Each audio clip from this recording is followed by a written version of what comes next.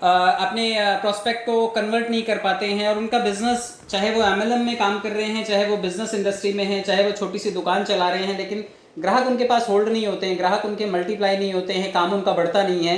तो ऐसे कुछ आप स्किल सीखेंगे जिससे कि आप अपने बिजनेस को भी बढ़ा पाएंगे और आप अपने कस्टमर्स को ऐसा क्या दें जिससे कि वो आपके साथ जुड़ें और आपको फ़ायदा हो। तो आज मैं कुछ ऐसे स्किल्स आपको शेयर करूँगा जो कि आपको हेल्पफुल होंगे, क्योंकि सिस्टम बड़ी जल्दी अभी ओपन होगा और सिस्टम ओपन होने के बाद सिर्फ पैसों की बरसात नहीं होगी, आपकी टीम में लोगों की भी बरसात होगी। बहुत लोग आपके पास आएंगे और आपसे जुड़ना चाहेंगे। तो जुड़ने के लिए आपको कुछ तौर तरीके तो चाहिए होंगे, कुछ स्किल्स तो चाहिए होंगे, क्योंकि बिना गुणों के तो कोई किसी को जोड़ता नहीं है। शादी भी करनी हो आपको तो लड़की जब देखने जाते हो तो गुण तो पूछते हैं। पुराने टाइम में तो बताया जाता था कि भाई लड़की हमारी बड़ी गुणवान है, इसको खाना पकाना आता है, इसको चाय बनानी आती है, ये नाच के भी दिखा सकती है, ये गाना भी गाती है और बाद में नचाती भी है सब लोगों को।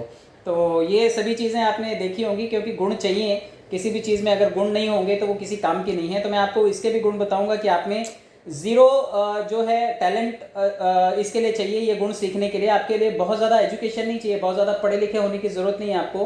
कुछ गुण बेसिक हैं जो आप डेवलप कर सकते हैं। और इसके अलावा मैं आपको 10 तरीके भी बताऊंगा जिससे आप अपनी सेल्स को भी बढ़ा सकते हैं। और क्यों मैं सेल्स के बारे में बार बार बात कर रहा हूँ, इसका एक रीज़न है, क्योंकि देखिए आज की तारीख में जो टफ सिचुएशन चल रही है, लोगों को अपनी जॉब तक बचानी मुश्किल हो गई है। आप देखिए कल या परसों एक सेशन हुआ था बिटकॉइन के बारे में, मैंने देखा था बिटकॉइन पिछले 7-8 सालों में 75 रुपये से लेकर के 40 लाख रुपए तक पहुंचा है। और मैं आपको बताऊं, अब्दुल्ला जी हैं जो 2250 रुपये में पिछले एक साल में 60 लाख रुपए तक पहुंचे हैं। बहुत सारे लोग 70 लाख तक पहुंचे हैं। तो मुझे तो बिटकॉइन से भी ज़्यादा स्पीड लगती है पर्ल वाइन की, कि अगर पर्ल वाइन में एक आदमी आए काम करे तो बिटकॉइन को भी बीट कर सकता है। उसे 10 साल लग गए यहाँ तक पहुँचने में, और हमारे अब्दुल्ला जी ने एक साल के अंदर अंदर उसे धोबी पछाड़ दिया और उठा के पटक दिया। तो आप सोचिए कि किसी भी चीज़ से, किसी भी कॉन्सेप्ट से कोई चीज़ अगर आज की तारीख में ग्रो कर रही है तो वो है हमारा पर्ल वाइन। मैं आपको क्यों चाहता हूँ कि आप सीखें ये चीज़, सेल्स के तौर तरीके आप सीखें, क्योंकि देखिए कल मैं न्यूज़ देख रहा था तो उसमें एक जी न्यूज़ पे एक कटिंग थी जो मुझे बड़ी अच्छी लगी, मैंने आपके लिए संभाल के रख ली। चपरासी के पद के लिए हरियाणा में एक वैकेंसी निकली, जिसके लिए आप देखिए 13 पदों के लिए 27,000 उम्मीदवार आए। और कौन कौन लोग थे आप देखेंगे, एमटेक लोग थे, एमबीए लोग थे, 12वीं वाले थे, आईटीआई वाले थे, 8वीं पास के लिए जॉब थी ये, लेकिन ये इतने सुशिक्षित लोग उसमें गए थे। और किसी ने 12वीं प्लस आईटीआई कर रखा था, किसी ने ग्रेजुएशन कर रखा था। सरकार ने एक कंडीशन रखी थी कि भाई इंटरव्यू के बेसिस पे लोगों का सिलेक्शन होगा। तो आप सोचिए कि अगर एमबीए और एमटेक करके, एमसीए करके या फिर ग्रेजुएशन पोस्ट ग्रेजुएशन करके और कोई फैकल्टी में कोर्सेज करने के बाद भी अगर चपरासी के पद की मानसिकता है लोगों में, और 13 पदों के लिए 27,000 लोग ग्रसित हैं कि चलो भाई हम भी चलते हैं। और कहाँ था वो, किसी कोर्ट में वकील, जो कोर्ट होता है वहाँ पे एक चपरासी के पद के लिए पोस्ट थे। तो सरकार ने 15,000 लोगों के इंटरव्यू लिए, अभी भी 12,000 लोगों के इंटरव्यू लेने बाकी हैं। सोचिए कौन से वो 13 लकी 13 होंगे जिनको वो चपरासी की पोस्ट मिलेगी और उनका घर जो है वो फूला नहीं समाएगा। भगवान ने उसको सिर्फ चपरासी बनने के लिए पैदा किया था। सोचिए भगवान ने इतनी मेहनत करके एक आदमी बनाया और वो चपरासी बन गया आकर के। तो आप देखिए जीवन में बहुत कुछ बड़ा किया जा सकता है। चपरासी बनने के बाद आप 60 साल का भविष्य तय कर सकते हैं कि आप क्या बनेंगे क्या नहीं बनेंगे। और एक एमबीए करने वाला अगर चपरासी बन जाए तो क्या बन जाएगा लाइफ में।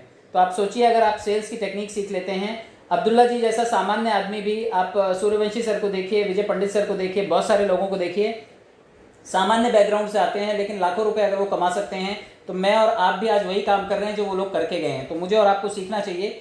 योग्यता के आधार पर जिन लोगों को जॉब मिलनी थी वो मिल गई, और अब बिना योग्यता के, जीरो टैलेंट से आप क्या क्या काम कर सकते हैं मैं आपको बताना चाहता हूँ। आप देखिए कुछ 10 चीज़ें हैं जो आपके व्यक्तित्व में आप ला सकते हैं। एक इसमें से एक सबसे बड़ी चीज़ है बीइंग ऑन टाइम। आप डिसिप्लिन कितने हैं, आप अपने मॉर्निंग के शेड्यूल को कैसे मैनेज करते हैं, आप अपने दिन के टाइमिंग को कैसे मैनेज करते हैं, आप अपने समय को कैसे संभाल करके रखते हैं। और ये सभी चीज़ें अगर आप कर पाते हैं तो आप समय की कदर करते हैं। और जितने लोग भी समय को बड़ा लाइटली लेते हैं, ग्रांटेड लेते हैं, जिन्होंने भी, अभी थोड़े दिन पहले की ही बात है, जब लोगों को क्वार्ट्स करना था और सिस्टम अपडेट पे जाने वाला था, सिस्टम ने अनाउंसमेंट भी कर दिया था, उसके बाद भी वो लोग टालते रहे और लास्ट दिन वो डॉलर लेकर के बैठे रहे, लेकिन सिस्टम जो है वो शट डाउन हो गया। तो आज बड़ा पछताते होंगे वो लोग कि टाइम मेरे हाथ से निकल गया। टाइम की वैल्यू करना सीखिए। जितने लोगों को भी टाइम की वैल्यू नहीं है, कीमत नहीं है, इनडिसिप्लिन्ड है, वो लोग ज़रा डिसिप्लिन्ड हो जाएं, क्योंकि इसके लिए आपको किसी पढ़ाई लिखाई की ज़रूरत नहीं पड़ती। आप सुबह टाइम से उठ सकते हैं, आप एक्सरसाइज टाइम से कर सकते हैं, आप खाना टाइम से खा सकते हैं, अपनी हेल्थ को अच्छा रख सकते हैं, आप समय से घर आ सकते हैं। स्कूल में बच्चों को आजकल तो नहीं भेजा जा रहा है, लेकिन समय की बड़ी वैल्यू होती है। आप देखिए स्कूल में लेट बिल्कुल भी अलाउड नहीं होता। टीचर्स को भी अलाउड नहीं होता, बच्चों को भी अलाउड नहीं होता। काम पे अभी तो थंब इम्प्रेशन वाले जो हैं वो प्रेजेंट लगनी शुरू हो गई थी जितने भी महकमे हैं। तो टाइम की बड़ी वैल्यू है, एक एक मिनट का कीमत होता है। तो आप अपने टाइम का अनादर मत कीजिए, क्योंकि ये टाइम जब निकल जाता है तो लौट के नहीं आता। तो आप अपने टाइम की वैल्यू कीजिए। इसके लिए ज़ीरो टैलेंट चाहिए आपको डिसिप्लिन होने के लिए, टाइम मैनेजमेंट सीखने के लिए।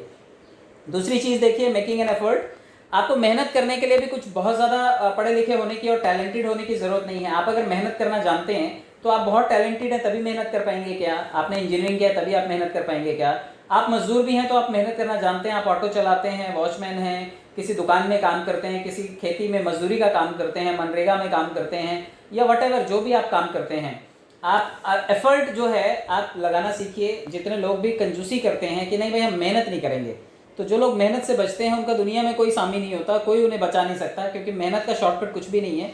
जितने लोग भी मेहनत से बचने के विकल्प ढूंढते रहते हैं उन लोगों के लिए मुश्किल है, क्योंकि मेहनत का कोई विकल्प है नहीं है। Hard work is the key to success हम बोला करते हैं हमेशा। आजकल स्मार्ट वर्क हो गया, लेकिन स्मार्ट वर्क करने में भी मेहनत है। दिमाग में बहुत ज़्यादा प्रॉब्लम सॉल्विंग कैपेसिटी जिसके पास है वही बड़े पद पर जाता है। जिसके पास प्रॉब्लम सॉल्विंग कैपेसिटी नहीं है, जो एफर्ट्स नहीं लगा सकता, वो बड़े पदवी पर नहीं पहुंचता है। तो जितने लोगों को भी आपको लगे कि ये बड़ी पदवी पर हैं, क्या करते हैं ये लोग? सुबह जाते हैं और इतना बड़ा बड़ा बिजनेस संभालते हैं। आप सोचिए कि उनकी मेंटल कैपेसिटी कितनी है कि वो इतने बड़े बिजनेस को ऑपरेट कर लेते हैं। मेरे और आपके पास कितना ज्ञान है?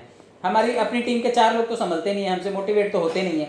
तो अगर कोई आदमी बड़ी इंडस्ट्री सेटअप कर रखा है, किसी ने बड़ा काम कर रहा है कोई, इट मीन्स वो एफर्ट लगाता है। तो आप भी एफर्ट लगाना सीखिए। इसके लिए ज़ीरो टैलेंट की ज़रूरत है। बीइंग हाई एनर्जी, आप अच्छी ऊर्जा में रहिए। कई लोग मरी मरी बात करते हैं, बात भी इतनी बेकार करते हैं, एक ही रिदम में करते हैं। सोचिए अगर ऐसे लोग सिंगर बन जाएं। बड़े सारे लोग मीटिंग में आते हैं, आप देखिए एक सुर में बात करते हैं, ऐसा लगता है कि इनको लूज मोशन लगे हुए, जोर से बोलेंगे तो इनको लीकेज और क्रैक का प्रॉब्लम हो जाएगा, कहीं ना कहीं से ऊपर से भी और नीचे से भी इनके लीकेज चालू हो जाएगी। तो आप ऐसे लोगों से ज़रा थोड़ा सा दूर रहिए जिनकी एनर्जी लेवल ज़रा सी डिस्टर्ब है। आप हाई एनर्जी वाले लोगों के साथ रहिए, आपके बॉडी का भी वोल्टेज बढ़ा रहेगा, आप भी अच्छा काम कर पाएंगे। तो एनर्जेटिक लोगों से मिलने के लिए और एनर्जेटिक बनने के लिए आपको किसी टैलेंट की ज़रूरत नहीं है। आप ऊर्जावान हैं, क्योंकि हम सब इंसान के बच्चे हैं और इंसान के बच्चों में एनर्जी जो है वो कूट कूट के भरी हुई है। अभी किसी से झगड़ा करना हो, मारामारी करनी हो, तो देखिए कितनी एनर्जी आ जाती है। बीवी से झगड़ा करना हो या बीवी को हस्बैंड से झगड़ा करना हो, तो आप देखिए कितनी ऊर्जा आ जाती है। तो आप अपनी ऊर्जा को बढ़ाइए। अगर आपके अंदर नहीं है तो आप ऊर्जा को बढ़ाइए, और इसके लिए भी किसी टैलेंट की ज़रूरत नहीं है।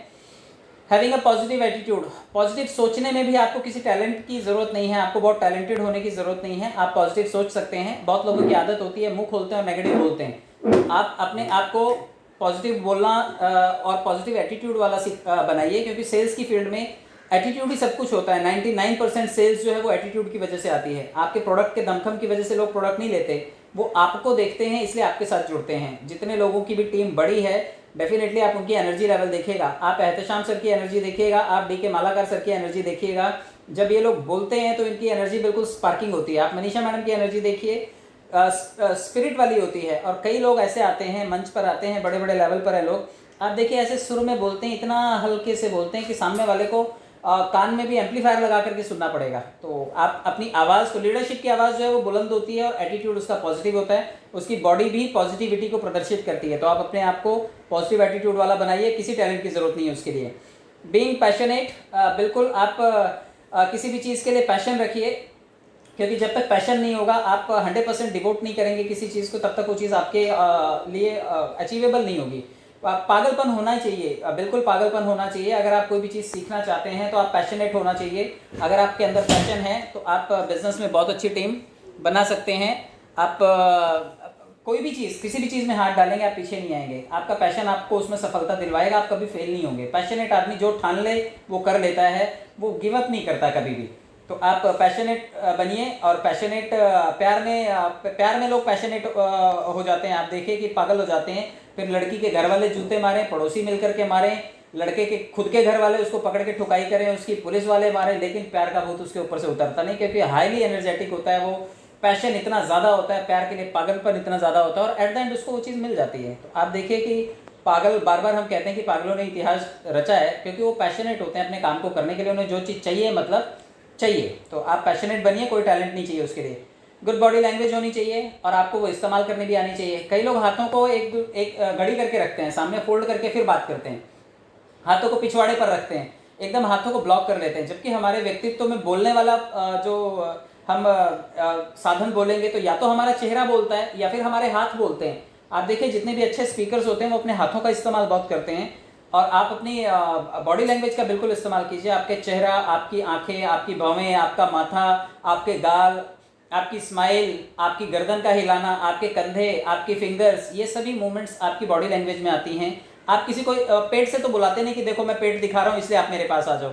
आप हाथ से ही बुलाते हैं, आप इशारों से ही बुलाते हैं, आप गर्दन हिला करके हामी भरते हैं, आप आंखों से ही पॉजिटिविटी पास करते हैं। तो आपको बॉडी लैंग्वेज सीखने के लिए, अच्छे एक्सप्रेशन सीखने के लिए किसी भी टैलेंट की ज़रूरत नहीं है। भगवान ने हम सबको ये जो सेंसेस दी हैं इसका अगर हम इस्तेमाल करते हैं तो हमारी जो बॉडी है, देह भाषा है, हम इसको अच्छे से प्रदर्शित कर पाएंगे। तो जितने लोगों को भी लैंग्वेज का प्रॉब्लम है वो अपनी बॉडी लैंग्वेज का इस्तेमाल करें। कई बार प्यार जताने के लिए आपको लैंग्वेज की ज़रूरत नहीं होती, आपको बॉडी लैंग्वेज, आपकी आंखें बोल देती है कि आप प्यार में हैं, आप गुस्से में हैं, आप नफरत में हैं, आप चिड़े हुए हैं, आप जेलस हैं, आप एंग्री हैं। तो ये सब चीज़ें आपका चेहरा बताता है। तो आप अपने चेहरे के हाव भाव को पॉजिटिव कीजिए। आप इसके लिए किसी भी टैलेंट और स्पेसिफिक इसके लिए किसी भी एजुकेशन की ज़रूरत नहीं है। आप इसमें भी अपने आप की डिग्री बढ़ा सकते हैं और हासिल कर सकते हैं। बीइंग कोचेबल, कोच का मतलब होता है सीखना, सिखाने वाला। तो आप ऐसे भी बने जिसको सिखाया जा सकता है और आप खुद भी लोगों को सिखा सकते हैं। क्योंकि देखिए सीखने के लिए वो जैसे हर बार हम बोलते हैं कि गुरु द्रोणाचार्य की मूर्ति रख करके एकलव्य सीख गया था। तो सीखने के लिए आप ऐसे होने चाहिए कि आप किसी भी घटना से सीख सकें, किसी भी टॉपिक से सीख सकें, किसी जानवर से सीख सकें, चींटी से भी सीख सकें, मकड़ी से भी सीख सकें। आपके पास हर वो चीज़ है जो सीखने का जरिया बन सकती है, बशर्ते आपको ये देखना है कि आप उससे सीख रहे हैं या नहीं। अपने बच्चों से भी सीख सकते हैं। बच्चे देखिए थोड़ी देर में झगड़ा करते हैं और थोड़ी देर में फिर आपस में खेलते हैं, और उस बच्चों के झगड़े में माँ बाप की अनबन हो जाती है। वो पड़ोसी से जाकर के झगड़ा कर लेते हैं और अगले दिन पता चलता है माँ बाप का खून जलता है ये देख करके कि यार ये तो फिर से उसी के साथ खेल रहा है। तो आपको ये चीज़ का बिल्कुल ध्यान रखना है कि कोई ऐसी चीज़ जो आपको सीखने जैसी है और सिखाने जैसी है, इसके लिए किसी स्पेसिफिक टैलेंट की ज़रूरत नहीं है। आप ऑब्जर्वेशन से भी बहुत कुछ सीख सकते हैं। तो एक दूसरे को ऑब्जर्व कीजिए, बहुत कुछ सीखा जा सकता है और इससे आपका व्यक्तित्व तो अच्छा बनेगा, लोग आपसे इंस्पायर होंगे। इसलिए भी आप अपने आप को कोचेबल बनाइए ताकि आप सीख सकें और सिखा सकें। डूइंग अ लिटिल एक्स्ट्रा, ये दिल मांगे मोर आता है लेकिन ये दिल थोड़ा सा करे मोर। अगर थोड़ा सा और एक्स्ट्रा कर ले तो आप देखिए कि दुनिया में बरकत हो जाएगी। जितने लोग भी थोड़ा सा कम काम करते हैं वो सिर्फ थोड़ा सा एक्स्ट्रा करें। Always do more. जब आपको पैसे मिलते हैं तो आप उस पैसे के एवज में अगर थोड़ा सा ज़्यादा मेहनत देते हैं तो आपको उस पैसे की संतुष्टि भी होती है। लेकिन हमारे पास क्या है, भरमार कैसे लोगों की, कामचोर लोगों की, कि काम थोड़ा करना पड़े, सिर्फ पगार वाले दिन जाना पड़े तो मज़ा आ जाए। तो ऐसे लोगों से आपको बच के रहना है। आपको थोड़ा सा एक्स्ट्रा करना है। फिर चाहे वो आप सोशल वर्क कर रहे हो, चाहे आप किसी को दान दक्षिणा कर रहे हो, चाहे आप किसी को समय दे रहे हो, चाहे आप किसी को प्लान बता रहे हो, आप थोड़ा सा एक्स्ट्रा हर चीज़ में कर सकते हैं। आप अपने काम में थोड़ा सा एक्स्ट्रा एफर्ट लगा सकते हैं, आप किसी की थोड़ी सी एक्स्ट्रा मदद कर सकते हैं। और इस एक्स्ट्रा को करने के लिए आपको किसी स्पेशल डिग्री की ज़रूरत नहीं होती, आप ये कर सकते हैं। बीइंग प्रिपेयर्ड, आपको हमेशा तैयार रहना है। ये भी एक गुण होता है कि कुछ लोग जो होते हैं वो ऐसे सैनिक होते हैं जो बॉर्डर पे चले जाते हैं, बंदूक तो लेकर के जाएंगे लेकिन कारतूस घर पे रख करके जाते हैं। बहुत सारे लोगों को देखा होगा आपने, पर्ल लाइन में भी ऐसे लोग हैं जो बुकलेट घर पे भूल जाते हैं, वो आई कार्ड घर पे भूल जाते हैं, या फिर नोटबुक ही नहीं ले जाते, नोटबुक लेकर के गए तो पेन भूल जाते हैं और उनके पास बताने के लिए कुछ नहीं होता है। मोबाइल लेके जाते हैं लेकिन डाटा पैक खत्म हो चुका होता है उसमें। तो preparation is half the battle one.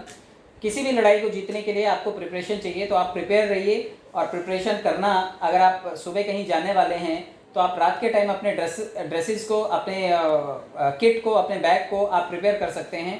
कहीं पर भी टूर पर जब हम लोग जाते हैं तो हम लोग प्रिपरेशन करते हैं। तो preparation is half the battle one. आधी जंग जीतने के समान है प्रिपरेशन।